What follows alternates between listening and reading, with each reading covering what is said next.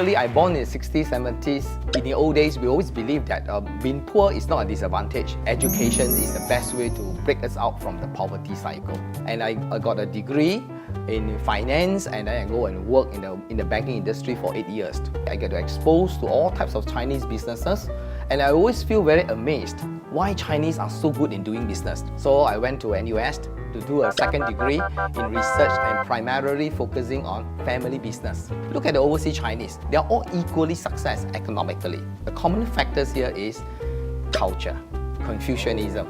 You look at the Chinese, you look at the Japanese, you look at the Koreans, they are all influenced by Confucianism. In short, we call what? Chopsticks cultures, because all these cultures use chopsticks to eat.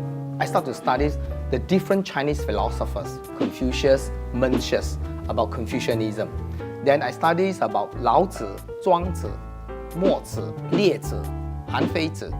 Other philosophers will look into the legalism, they look at the naturalisms of the Chinese philosophies. Confucianism's, the principle, the doctrines that I subscribe a lot is the doctrine of moderation, 中庸之道, how to balance your words and your action.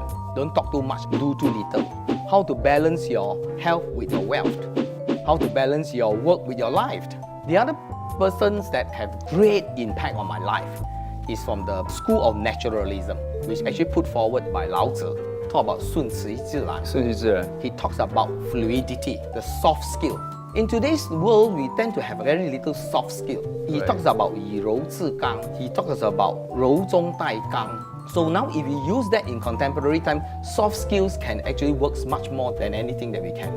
Xunzi says, if you are a leader, you are like a ship, whereas water is like the followers. So your followers can make you become a better leader, can float you higher. But if you are nasty to your followers, they can turn your ship upside down. 最重要是选择对好的员工来了有时也是会变坏的员工。如果你对他不好的话 Confucius also talk a lot about humanism. He talk about interpersonal relationship, 以人为本。他的人是一个人字旁一个二字，就是人以人。Before the invention of internet, humans had networking with each other long time ago. In Chinese, we call it bamboo networking. That means they network to each other. If anything goes wrong, you fall. It's a safety net in the society. The most difficult analysis as a banker is not the data, it's the person.